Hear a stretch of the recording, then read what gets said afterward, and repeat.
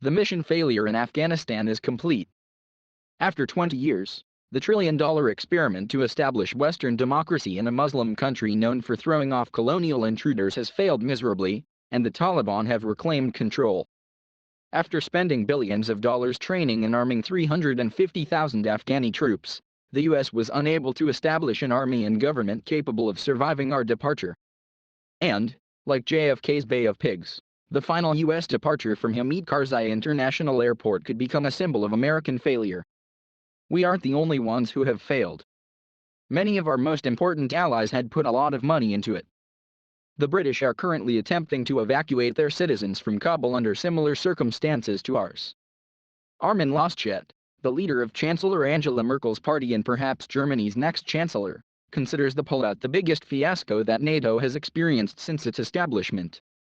After the disintegration of the Soviet Union and the end of the Cold War, Republican Senator Richard Lugar declared that NATO would have to go out of region or go out of business since it had lost its raison d'etre, the containment of the Soviet Union.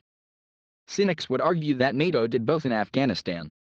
After September 11, history's most successful alliance invoked Article 5 and endorsed the U.S. operation to overthrow the Taliban and exterminate the al-Qaeda militants responsible for the attacks. Many countries dispatched soldiers. But it's possible that things will get worse. Although there are approximately 4,000 U.S. troops stationed at the Kabul airport, U.S. control does not extend beyond the airport perimeter. I don't have the capability to go out and extend operations today into Kabul, Defense Secretary Lloyd Austin said when asked if U.S. troops could invade Kabul and extract American residents. Americans in Kabul and other cities must travel to the Kabul airport on their own. As a result, the United States now relies on the Taliban's patience to allow Americans to pass via the gridlocked roadway. Many Afghan allies are being stymied and forced to retreat. These Afghan partners are facing terrible reprisals and punishment for assisting our forces during the war. Other dangers exist right now. After a few mortar shells landed on the asphalt of HKIA's lone runway, no planes can land or take off until the runway is rebuilt. Any daily exit of 5,000 to 9,000 people, as well as the arrival of troops and supplies, would be prevented. If battle resumes, the Americans remaining in Kabul and other places will become Taliban hostages. And there are many more than the 52 Americans detained by Iran during Jimmy Carter's presidency during the hostage crisis. The United States, on the other hand, retains power. The Taliban can still be damaged by U.S. air power, and the U.S. can veto any money from the International Monetary Fund and deny the Taliban access to Afghanistan's financial reserves held in U.S. institutions. The Taliban will have a difficult time providing for the country's basic requirements if it does not have currency. Both the Americans and the Taliban are in desperate need of each other right now. The Taliban require time to evaluate their control, while the Americans require time to evacuate their personnel and Afghan friends. As a result, the Taliban are presenting a moderate front at the top. However, considering the Taliban's mentality as revealed during its previous term, as well as its desire for vengeance against those who have been killing Taliban colleagues, the future for those left behind is bleak.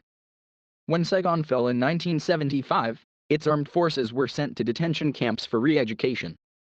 Hundreds of thousands of residents were forced to flee on rafts, with many drowning in the South China Sea. The Cambodians who supported us were subjected to genocide, with Pol Pot's Khmer Rouge annihilating a significant portion of the population. Joe Biden's presidency has suffered tremendous and irreversible damage. The regime's demise, as well as the botched evacuation of U.S. troops, citizens, and Afghan friends and allies, has tainted Biden's reputation for competence. General Mark Milley, chairman of the Joint Chiefs of Staff, and Austin, the vice chairman of the Joint Chiefs of Staff, are unlikely to last long in their roles after finding that they failed to predict the impending and biggest foreign policy disaster since the fall of Saigon. Were the U.S. intelligence agencies forewarned? Were they oblivious to the Pentagon or the White House? Former CIA Director Alan Dulles, who played a role in the unsuccessful invasion of the Bay of Pigs in April 1961, was cashiered 6 months later. Senior Biden officials' heads are likely to roll well before that date in the Biden administration. No one, it seemed, imagined this tragedy happening so quickly or becoming so widespread.